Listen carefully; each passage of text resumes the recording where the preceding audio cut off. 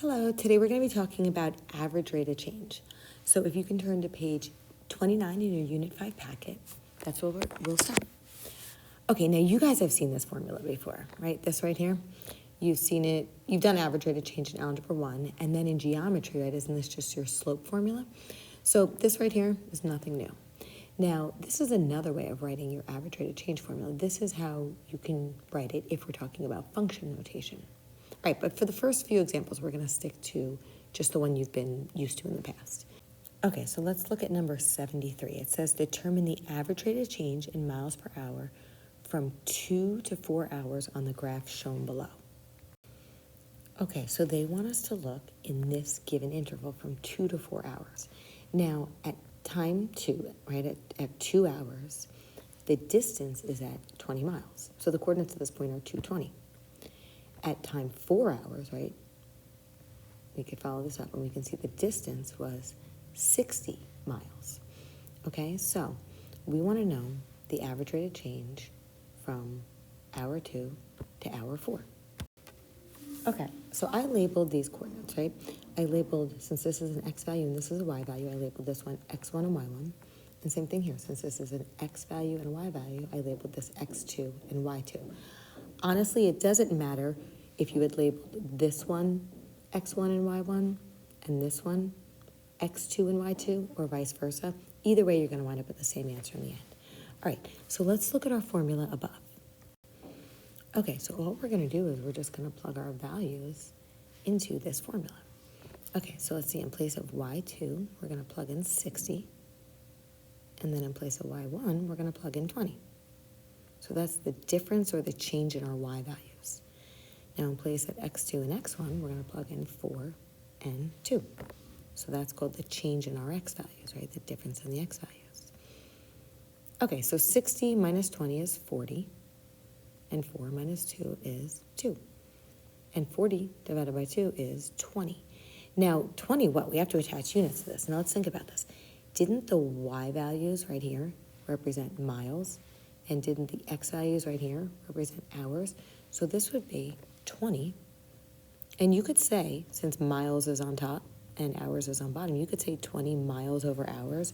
Or we know another way of saying that is just 20 miles per hour. Okay, so either one of these two are fine.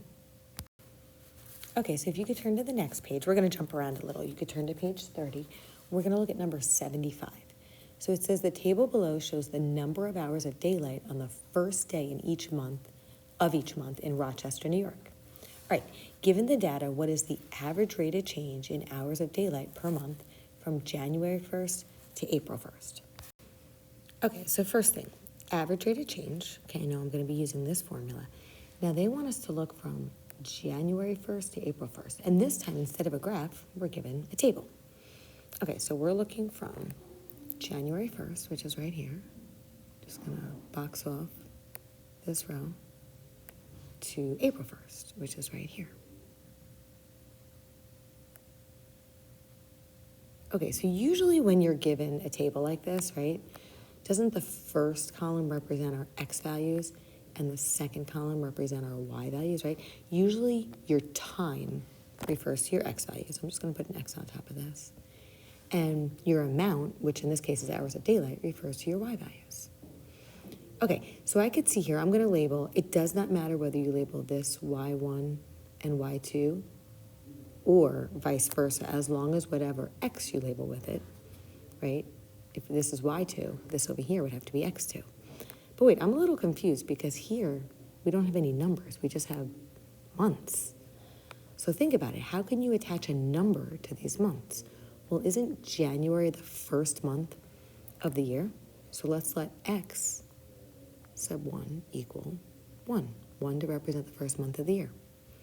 And since this is our y2, the x2 that corresponds with it, let's think about it. April is the fourth month of the year, so let's attach 4 to the x2. All right, and let's just plug it in our formula down here. Okay, so I just plugged in the numbers. In place of y2 and y1, I plugged in 13.9, and then minus 9.4. And then in place of x2 minus x1, I did 4 minus 1. Okay, so if we subtract the numerators, that's going to give us 4.5. And if we subtract the denominators, we wind up getting 3. So 4.5 divided by 3 would just be 1.5. Now let's think about our units. Okay, remember, the y values were representing the hours of daylight, and the x values were representing the months. So wouldn't that be hours of daylight per month? Or you could just say hours over months. That means hours per month. Okay, now, we're not done here because it does say to interpret what this means in the context of the problem. Okay, so all that really means is that the number of hours of daylight, since this is positive, increased, and you have to say on average. It didn't increase by the same exact amount every single month.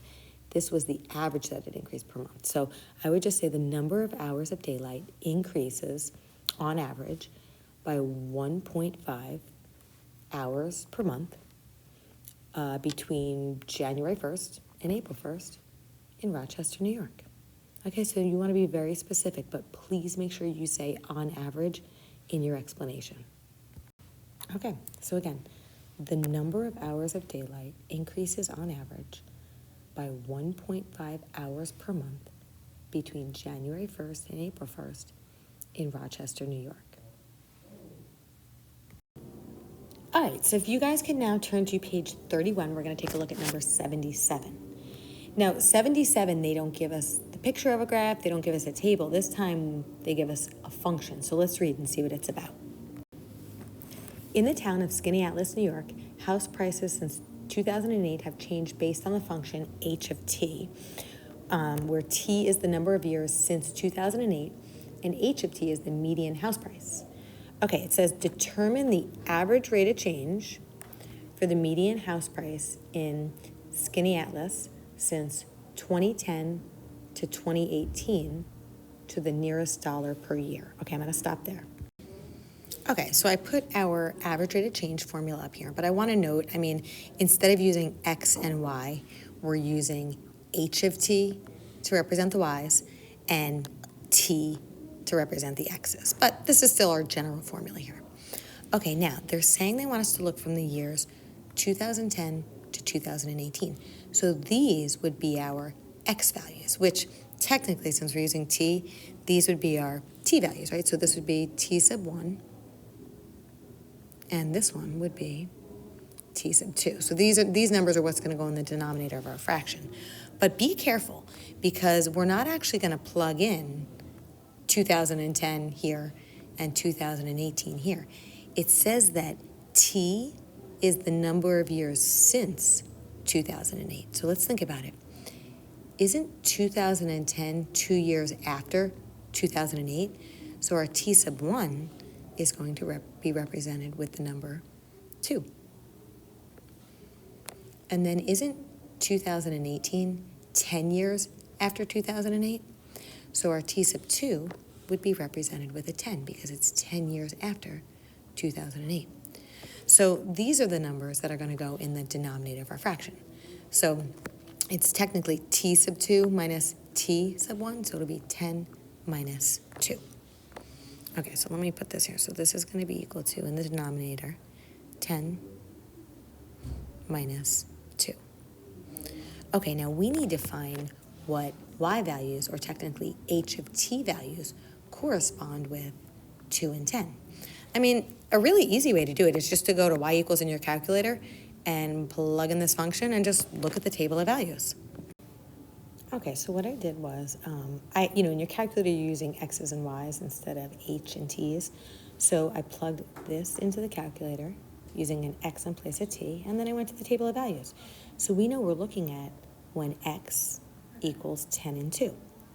Now, if you notice here, see where the 2 is? It's 218,405. So that's going to go right up here. Actually, let me fit that real quick. So let me put after the minus sign, 218,405. Okay, now, what I noticed is that if you look at the size of these columns, right, they can only fit so many digits. So when I'm highlighted on this y value, right? This is the exact number. It puts it at the bottom of the screen for you.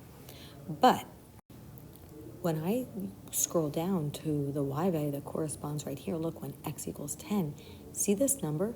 They weren't actually able to fit anything more than the whole number within that column. Look, if you look down here, there's decimals attached to the end of it. And because of rounding purposes, right, because in the end they want us to round to the nearest dollar, if I round this to the nearest whole number and subtract another number from it and divide by 10 minus 2, I might get the wrong answer in the end. So it's very beneficial to use, I like to say as a rule of thumb, to use at least 4 decimal places.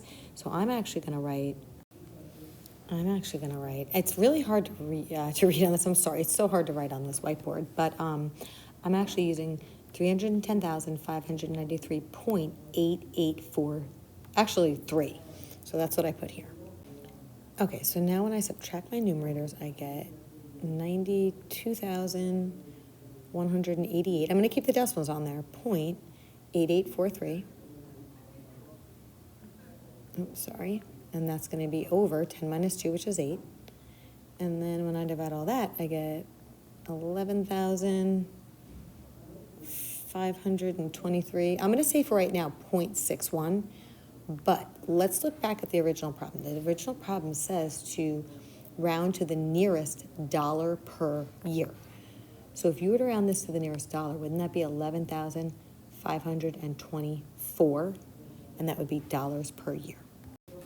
Okay, so there we go. Now, that's not the end of the problem. It does say to explain what this rate of change means as it relates to median house prices. Okay, so if you recall, it's super important to say on average in your explanation because it doesn't increase by this exact amount every single year. This is the average that it increases by per year between these 2 years. So I said on average, the median house price increased by $11,524 per year between 2010 and 2018. So you want to say when it happened, you want to say on average, and you want to state the number as well as the units. And because it is a positive average rate of change, I say the word increased. If it was a negative average rate of change, I would use the word decreased. Okay, so the final one we're going to take a look at together is number 80. And I think at this point you guys should be okay. Number 80, they give us a table of values and they give us a function and they want to know which one has a greater average rate of change over this interval. Okay, so when they give us an interval, right, we know that our first number given is going to represent the x sub 1. And then we know the second number is going to represent our x sub 2. Okay, so let's start with this function right here, f of x, because they give us a table of values. So we're looking at this coordinate right here, right, because this is where the x value is equal to -2. And we also want to look at x sub 2, where the x value is equal to 4. So we're looking at this coordinate as well. Okay, so you might want to hit pause, see if you could find the average rate of change, average rate of change on your own, and then hit play and see how you did. Okay, so here we have it. I just did 80 minus 1.25. And then when you do 4 minus -2, can't you really just write that as 4 plus 2? So either way, when you subtract the numerators and then divide by 6, you wind up getting 13.125. Okay, now let's look at g of x. G of x, they give us an equation. So remember, if they give you an equation, you can plug this in your calculator and go to the table of values and then do it the same way we did here. So why don't you guys hit pause, try it out, and then when you're done, hit play and see how you did. Okay, so I did the same thing here. I plugged this function into my calculator and I went to the table of values, and then I just used these two coordinates. So here we had 179 minus -49, which would really just be 179 plus 49. And then that's over 4 minus -2, so 4 plus 2. And when you subtract those, actually technically add them and divide, we wind up getting 38. So we could see here that g of x has the greater average rate of change. But you have to state that. It says which function shown has a greater average rate of change. So you have to make sure that you state that. And I would definitely say in my explanation over this interval, because if we were looking at a different interval, the average rate of change might be different. Okay, so there we have it.